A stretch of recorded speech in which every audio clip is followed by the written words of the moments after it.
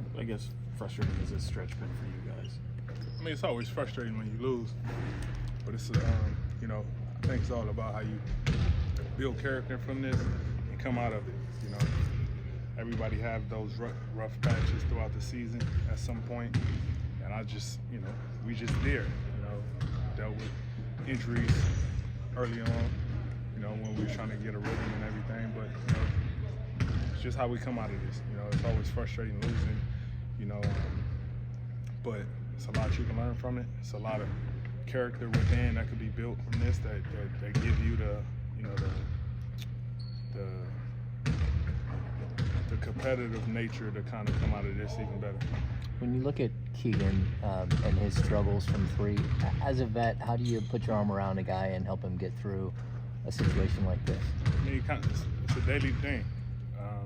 We in here every day practicing. If it's film, if it's something to see, if we going through walkthrough, if we shooting, whatever it is, like constant dialogue that you know, people don't get to see outside of us just going out and play a game.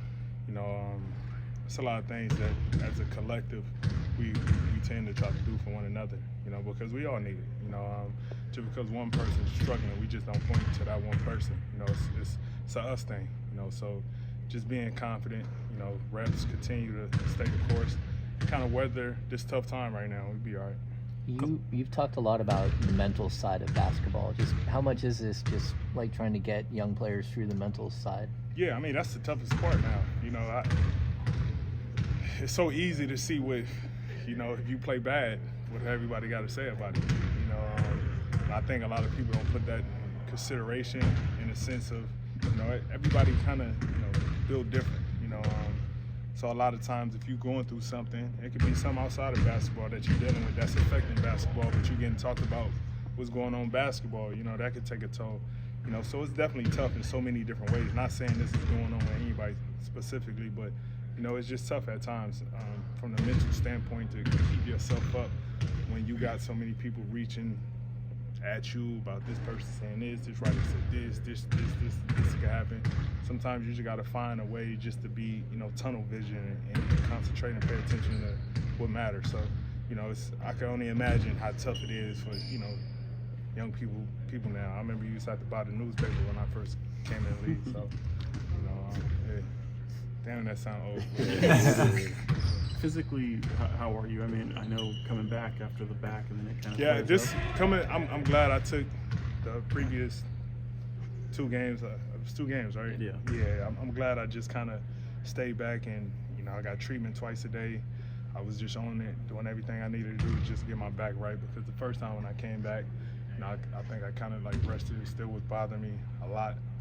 So I just wanted to get it all the way right so it wouldn't be something, you know, I deal with throughout the season. So, you know, I'm feeling good physically.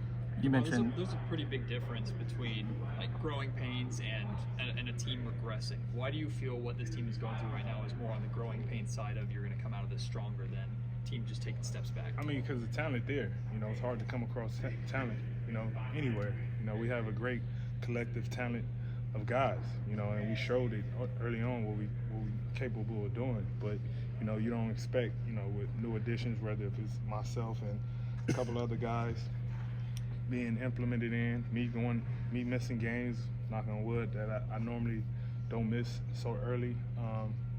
You know, a lot of things could throw off a rhythm, you know, and sometimes when it's steamrolled that way, it could look and feel worse than what it really is. And I think from that standpoint, I know we're going to be all right. When you've gone through stretches on a team before like this in your career, was it just a gradual get back, or was there like an aha? Nah, it's a gradual thing. You know, you stay the course, you stay focusing in on what's important, and you take it step by step. You know, you can't really think you're going to hit a home run and feel it right away. You know, you got to do all the necessary things, and, you know, before you know it, you look up. You know, now, you know, you look, you know, everybody's killing like a team like Milwaukee, for example. You know, they had all the talent in the world, and, you know, they just wasn't clicking at that right time. Now look at them. You know, people don't even talk about the first couple of weeks, and, you know, that's what you got to pay attention to. That's what this league is all about, you know, and as long as you stay focused on the goal, you'll be all right. You mentioned kind of being able to learn things from some of these. What do you feel like, kind of going back watching that Spurs game and the recent stretch in general, you guys can clean up moving forward? I I mean, just it's a lot of things, you know, from changing stuff up defensively, giving them different looks after seeing a couple threes going for them. It's a lot of things that you take from a game, but for the most part, you know, just being competitive. You know, we got to compete for 48 minutes of a game and control what we could control.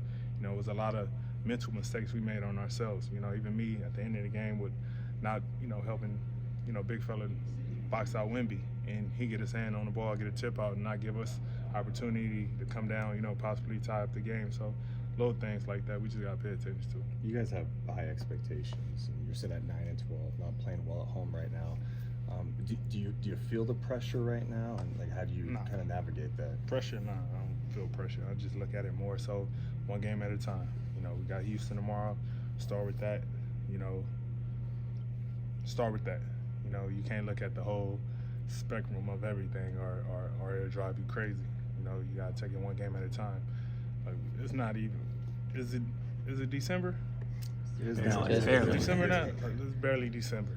You know, it's a lot of basketball that need to be played. It's a lot of things that's going to happen throughout the season. It's a lot of ups and downs every team going to go through.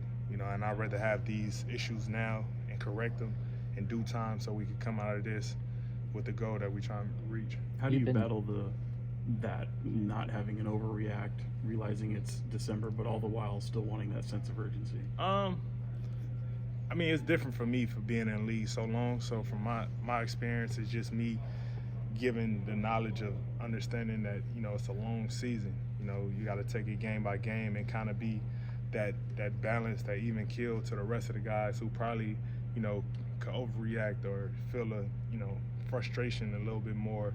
You know, a guy like me, I try to come in and, you know, put things in perspective for them, you know, and find that even balanced kill and, you know, attack it one game at a time.